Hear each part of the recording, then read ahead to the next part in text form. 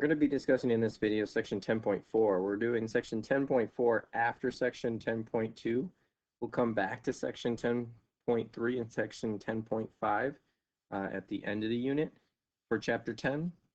This should be on page 64, 65 if you have your note packet. What we're going to be getting into is logarithmic functions. You're going to get an introduction into logarithmic functions. There's our learning targets.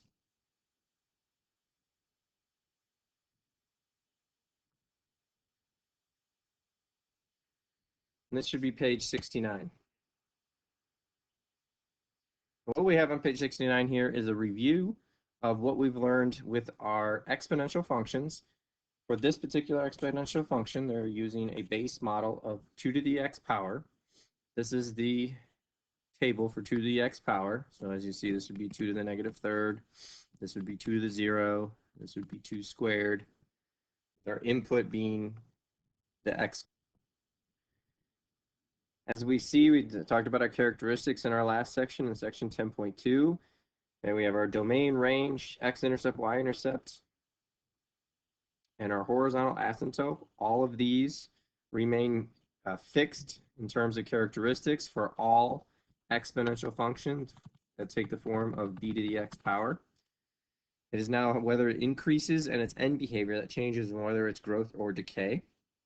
So this particular characteristics is talking about the function 2 to the x power. On our next page, what it's asking us to do is remember that when we want to find the inverse of a function, one thing we can do to find the inverse of a function, especially in a graphing application, is to switch the ordered pairs x and y in order to find the inverses of ordered pairs. So what it's asking us to do is graph the inverse of 2 to the x power on the same coordinate plane as it has 2 to the x power. So it wants us to complete the table for the inverse.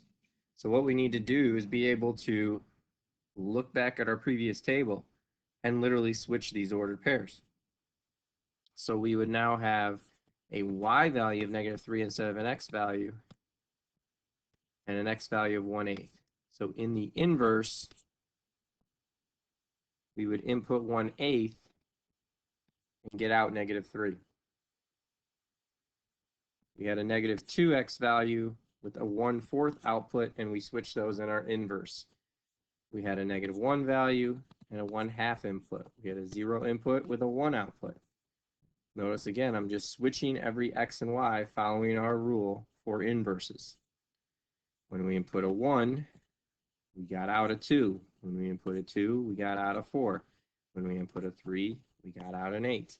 And again, I'm going to flip back to the previous page, and what we're seeing is the switching of those ordered pairs of x and y.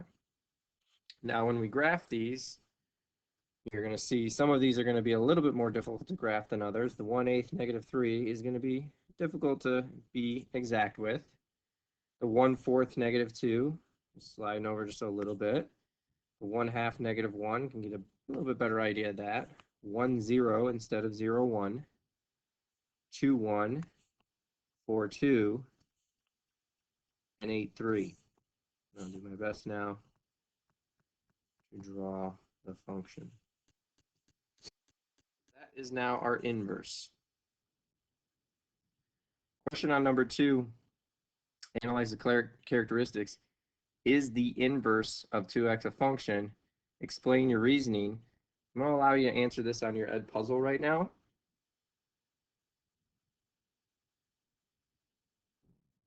All right, let's talk about this now. What did you write? Is the inverse of 2 to the x a function? Again, this is the inverse right here. Does it pass the vertical line test? The answer is yes. Another way to have looked at it is, did the original function, did the 2 to the x power, pass the horizontal line test? And the answer is yes. So is this a function? Absolutely. Now it looks like here that the function gets pretty vertical, but it is just like on the 2 to the x power where it's following an asymptote at 0. It is getting closer and closer to 0. It is moving down as it is moving to the left towards 0. So it is going to pass the horizontal line test. Here, we are approaching now a vertical asymptote. So it is going to pass the vertical line test. Let's get us on our next question here to identify the domain, the range, the x-intercepts, the asymptotes, the intervals of increase and decrease, and the end behavior for each function. So when we're looking at the domain now, I'm going to sketch what it looked like so we don't have to constantly be going back and forth between our two functions. The sketch of our function is going to look like so. This is our inverse of 2 to the x. It is a function, so I am able to write that. Function notation with our -1 power represented our inverse. Now when we look at that, the domain of that function, we're not able to put in all real numbers. It looks like to the left, it's only approaching 0 to the left. So our domain looks like it is 0 to infinity, starting at 0 and moving to infinity. Now our range, it is moving down forever, and it is moving up as we continue to the right. So our range is -infinity to infinity. In terms of an asymptote, we do have an asymptote, but now it is a vertical asymptote. It is a vertical asymptote at x equals 0, which is corresponding to the y-axis. Intervals of increase and decrease. What is it doing now? It is increasing, but the interval of increase goes from 0 to infinity. It can only increase or decrease over the life of the domain. And now the end behavior.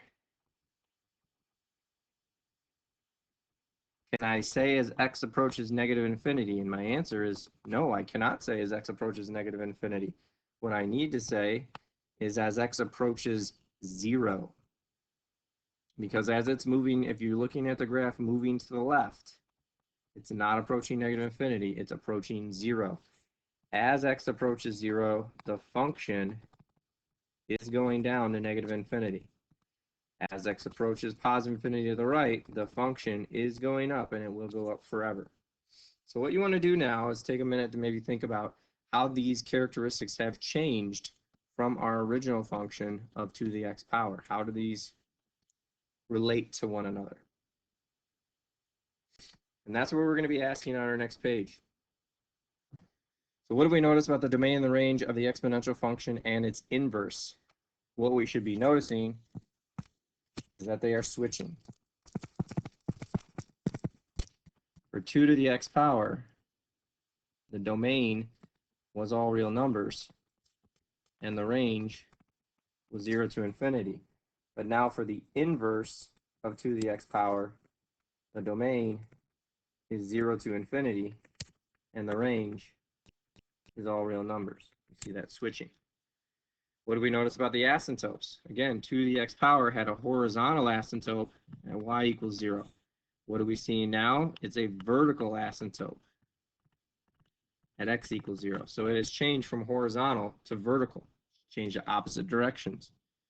What do we notice about the intervals of increase and decrease of the exponential? We were increasing, but over the life of the domain for our 2 to the x. Now for the inverse, we are still increasing, but it's only over the life of the domain from 0 to infinity. What do we notice about the end behavior? The end behavior of our exponential function did go to positive and negative infinity. So we were looking at it as x approached positive and negative infinity. It approached a horizontal asymptote on one end and went to infinity on the other. Now our x's are approaching an asymptote. So that's the main difference here. And again, we are going to be approaching negative infinity, positive infinity in those directions. So what we're seeing is a switching of these characteristics. Next question is a challenge question for you. I want you to pause the video, and I want you to take some time to try to write the equation of the inverse. Hopefully, as you explored this problem, how you attacked it was the way we've attacked finding inverses in the past, where we literally switch the x and y, and we try to resolve this for y. And honestly, I hope that you did get a little bit stuck looking for ways to solve this, thinking about, well, how do I get to the y now? How do I solve for y when it's in that exponent? Can I take the y root of both sides? I really like that idea. Technically, those should cancel out. But what is the y root of x? How do we solve for y? How do I get that to be y equals? That's the goal. So we're kind of stuck there. So again, if I'm looking at it with the switched x and y, can I divide both sides by 2? The answer is no. Y is in the exponent. Dividing both sides by 2, it's like trying to take 2 squared, x equals 2 squared, and dividing both sides by 2 and saying that means x over 2 equals 2, which is not true. So what do? That's the question. And the answer is we don't have the mathematical knowledge and ability to do that yet. What we have to do is describe a new function to you, and that's on our next page. As you're reading here, in order to write the inverse of an exponential function, we have to create a new or define a new function called a logarithm of a number or a given base, which must be raised in order to provide that number. So if y equals b to the x power and x is the logarithm, it can be written as x equals log base b of y. The value of the base of the logarithm is the same as the base of the exponential equation. So if we wanted to summarize this as best as possible, we are going to be using logarithms to write the inverses of exponential equations. We have an example here. It says, for example, the number 3 is the logarithm to which the base 2 must be raised in order to produce the argument of 8. The base is written as a subscript, the logarithm or the exponent is the output, and the argument of the logarithm is 8. So what we're looking at, this log expression, is the inverse of the expression 2 to the third power equals 8. Now what you see in our table here is different ways to go from an exponential form to a logarithmic form. In every case, you're going to see the base of the exponent being the base of the log. That's called the base of the log. The base of the exponent, base of the log 4. Base of the exponent 10, base of the log 10. Base of the exponent 16, base of the log 16. Okay, and so forth. Right here is kind of the pattern that we want to be able to follow. Okay, we want to be able to move back and forth between exponential and logarithmic form. That's going to be very important for us over the course of chapter 10 and 11. So we see again that the base of the exponent becomes the base of the log. What the exponential function is equal to, which is going to be called the argument, is the argument of the logarithm, and the exponent of the exponential function is what that logarithmic is equal to.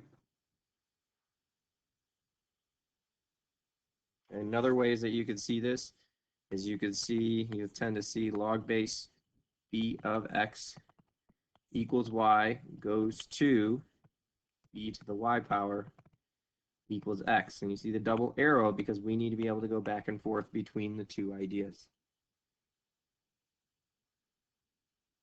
So rewriting the equation in question 2 in logarithmic form,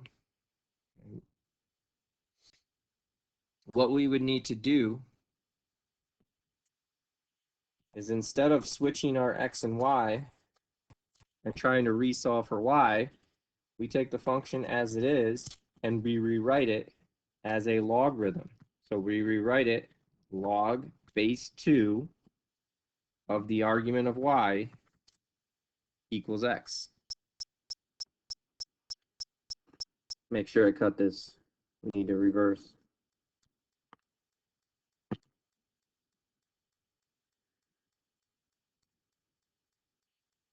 And our next question asks us to go back and rewrite that equation in question 2 in logarithmic form. So the equation in question 2 was 2 to the x power. It wants us to write the inverse of this equation. We're going to have to write this inverse in logarithmic form. What we want to do is we still want to switch that x and y. Now we're going to rewrite that into logarithmic form. Log base 2 of x will equal y. So now if we go back to the graph that we sketched a few pages ago, we can now call this function log base 2 of x.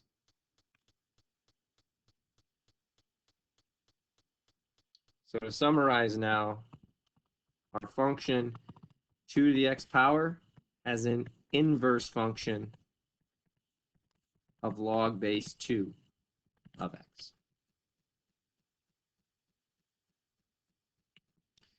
It says analyze the exponential equation y to the b to the x power and its logarithmic equation, log base b of y, x equals log base b of y, state the restrictions of any on the variables. Okay, so if we are looking at our variable of x, are there any restrictions of x? And the answer is no. X is our exponent into our original function. So there are still not going to be any restrictions on the x value that comes out. Because again, the domain on the original function was all real numbers. So that will turn into the range of our logarithmic function, which will be all real numbers. The b is the base. Did we have restrictions on the base? We absolutely did. The base needed to be a number greater than 0. Now, we had different numbers that represented growth and decay, but overall the number needed to be greater than 0. If we have it equal to 0, then we do not have an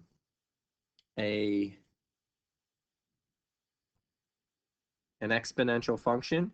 There was one other condition that applied as well, because there was one other number that didn't give us an exponential function, the number 1 itself as well. We could not have that base equal to 1 either. So these were restrictions on our original base. The base had to be greater than 0, but it couldn't equal 1 because both of these, if you had 0 to the x power or 1 to the x power, these are not exponential. When we had our y value, which is our output, did we have restrictions on our output for the function? The answer to that is yes, there was restrictions.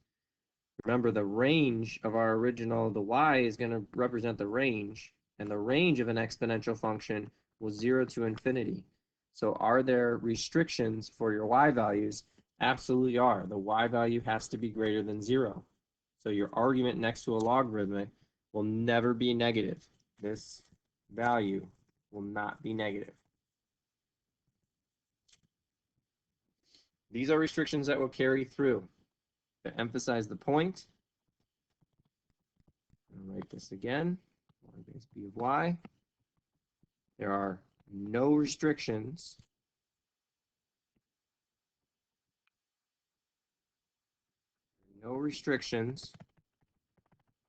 for what comes out for x.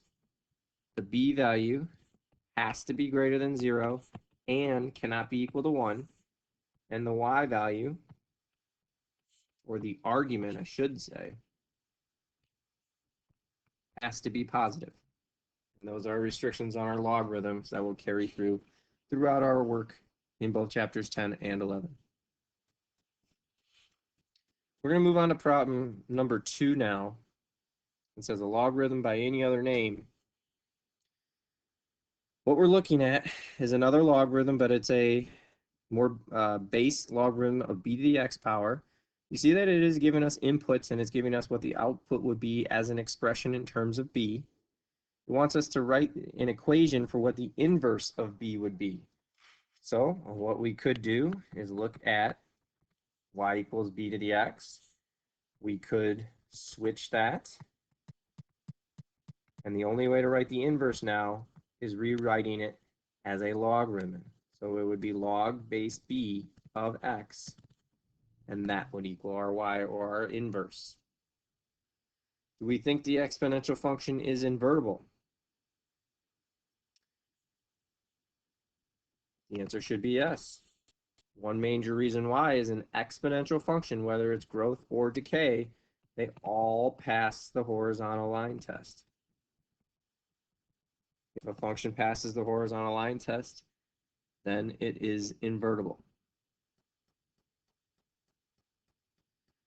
What we're looking at here, and you can read most of this page on your own, is a little bit of history into a logarithmic function and the restrictions to a log on terms of the base and the y value, giving it the history of the Swiss clockmaker that conceived of the logarithmic system. What it's also discussing down here is 2 very common logarithms that we will be using through our studies. The logarithms that are commonly used have certain bases. These two These two frequently used logarithms are logarithm with a base of 10 and then base of e, which is our natural growth number, or our continuous growth number, excuse me. When we have a logarithm with a base of 10, we call that a common log. And what we do is we write a log that doesn't have a base number. You'll actually see that correspond to the LOG button in your calculator. The LOG button in your calculator is your log button, which again is representing a common log. So it is only solving for logarithms of base 10.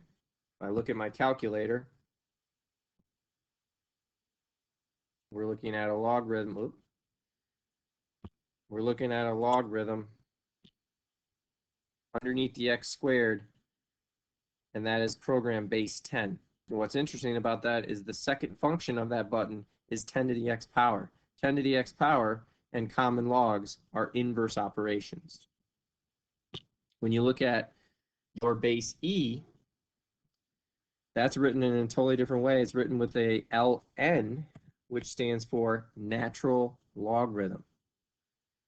What we see is we see the ln button in our calculator. We see the second function of that is e to the x power, because the inverse of a natural log is e to the x, just like the inverse of a common log is 10 to the x.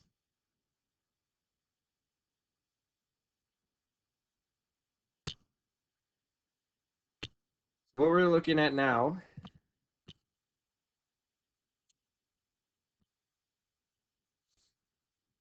is we have a few functions sketched. We have log base 2 of x, log base 3 of x. We see that as that base is getting larger, that logarithm is actually moving closer to the x-axis.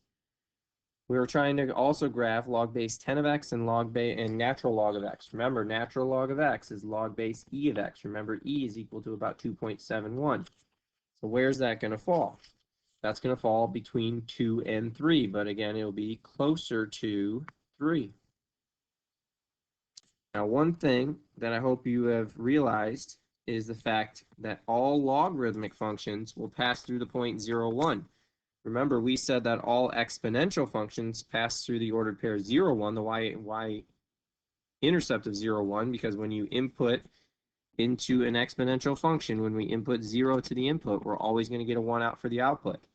Well, now, if we switch those ordered pairs, every logarithmic function will go through 1, 0. The next one is our common log of x that we'll graph here. This was the natural log of x. The common log of x is log base 10. So as we're seeing, as we get closer, as these bases are getting larger, we're getting closer to the x-axis. If you think about its inverse, the inverse of this common log is 10 to the x power.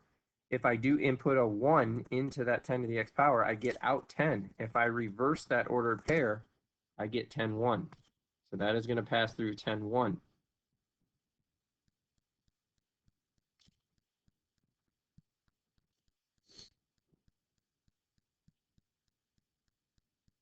Analyze the characteristics, decide any similarities or differences. Take a moment on your own to see if you can come up with some similarity and differences. One thing we said, they all have an x-intercept of 1, 0. They are all increasing over the domain from 0 to infinity. They all have the same domain from 0 to infinity. They all have the same range from negative infinity to positive infinity, all real numbers. They all have the same end behavior. As x approaches 0, the function is going down to negative infinity. And as x approaches positive infinity, the function is going up to infinity. They have no y-intercepts. They all have vertical asymptotes at x equals 0. These are all similarities that these functions have. Differences would be how close it's hugging the x-axis, just general ordered pairs that it's passing through, and just general shapes.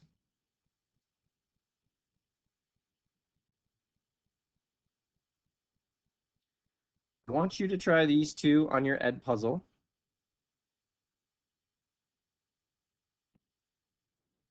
Let's go through what you had on your Ed puzzle. What is the inverse of a common log? Again, that is log base 10 of x. If you were to switch those ordered pairs and now rewrite that in exponential form, that would be a base of 10 to the power of x equals the argument of y. That is the inverse of the common log. What is the inverse of the natural log? That is log base e of x. If I switch the ordered pairs and rewrite it in exponential form, that's a base of e to the exponent of x equals the argument of y. So again, we're seeing that the inverse of a logarithm is the exponential function that has the matching base.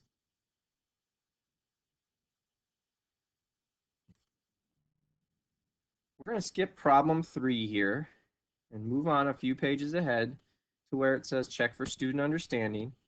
And what I want you to do is try these 4 problems on your Ed puzzle. Once you've concluded these questions on your Ed puzzle, this concludes our lesson 10.4. We'll discuss this on a Zoom session. What I would suggest that you do is work on your skills practice of 10.4. Again, we'll stick with the odds. Answers are on our hard power page, and we can ask any questions that we have on a Zoom session coming up. Thank you. Have a good day.